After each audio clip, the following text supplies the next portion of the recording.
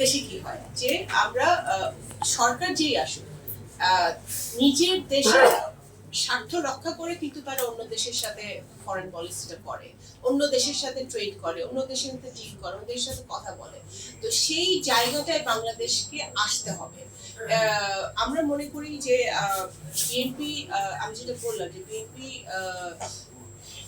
যদি আগামী দিনে সুষ্ঠু ভোটের মাধ্যমে সরকার গঠন করে, BNP foreign policy will be very clear. We will have a free market economy.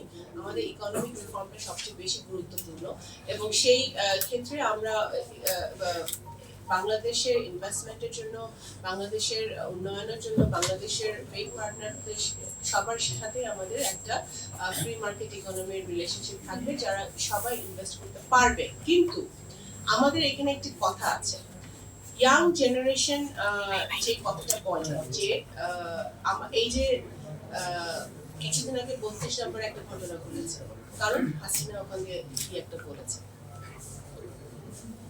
এই ঘটনার পরে ভারত একটা স্টেটমেন্ট দিয়েছে, আপনারা দেখেছেন।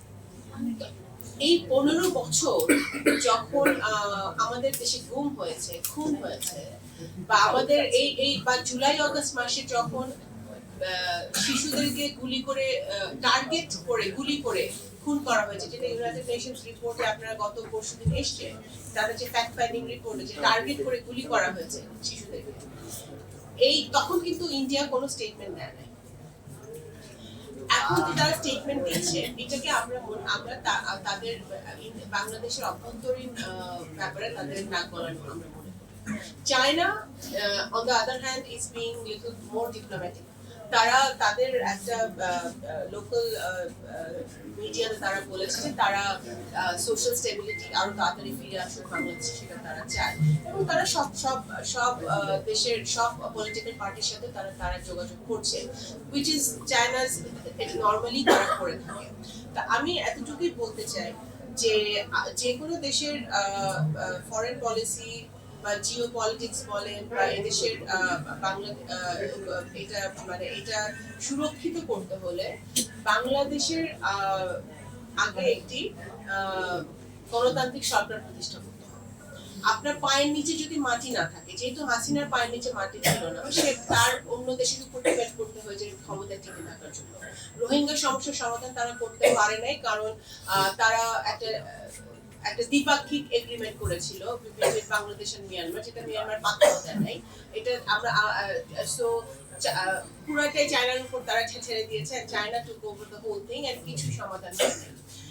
কিন্তু আমরা দেখেছি যে বিএনপির সময় বারবার রোহিঙ্গা সমস্যার সমাধান কিন্তু শহীদ প্রেসিডেন্ট জিয়াউর রহমান সাহেবের সময় হয়েছে এবং খালেদা জিয়ার সময় সাকসেসফুলি হয়েছে, কারণ আমরা শুধু জাতিসংঘ না, উই হ্যাড এ ট্রাইপার্টাইট এগ্রিমেন্ট। আমাদের সময় জাতিসংঘ ওই এগ্রিমেন্টের একটা বিরাট স্টেক হোল্ডার ছিল এবং আমরা মুসলিম দেশগুলোকেও এই রোহিঙ্গা সমস্যার সমাধানে ওদের সহযোগিতা আমরা আনতে পেরেছিলাম এবং চায়না, ইন্ডিয়া সবাইকে আমরা যথেষ্ট পরিমাণে প্রেশার দিতে পেরেছিলাম, যেটা হাসিনা সরকারের দেওয়া সম্ভব হয় না, কারণ তাদের জনগণের কোনো সমর্থন ছিল। সুতরাং আমাদের জিও পলিটিক্স বলেন, আসিয়ান কান্ট্রিজ বলেন বা গ্লোবাল রাজনীতিতে বাংলাদেশের অবস্থান বলেন, বাংলাদেশকে একটি মানে সত্যিকার অর্থে একটি উন্নয়নশীল দেশে পরিণত করতে হলে ওই হাসিনার মতো ফিকটিশিয়াস ডেটা দিয়ে, একটি মানে নকল ডেটা দিয়ে যে আমরা যে এলডিসি তে যাব, এটাও এখন বাংলাদেশ কিন্তু আরেকটা বিপদের মুখোমুখি হবে এখন, কারণ ওর পুরা সংখ্যাগুলোই ছিল একটা বায়বীয় সংখ্যা। আপনার জিডিপি গ্রোথ বলেন, আপনার সবকিছু কিন্তু ছিল একটা, এবং তাদেরকে ফোর্স করা হতো, যারা আপনার এই যে সরকারি যে সংস্থাটা ছিল তাদেরকে ফোর্স করা হতো এজেন্সি থেকে যে এই ডেটাগুলো প্রডিউস করতে, যাতে সে দেখাইতে পারে সে অনেক উন্নয়ন করতেছে। এই উন্নয়ন করে সে 15 বছরেও যে তার যে নোবেল পাওয়ার আশা সে পূরণ করতে পারে নাই।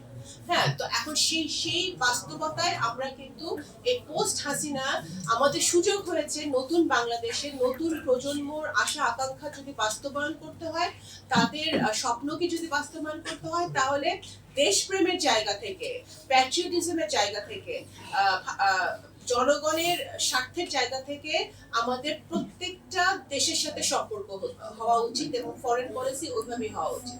ধন্যবাদ।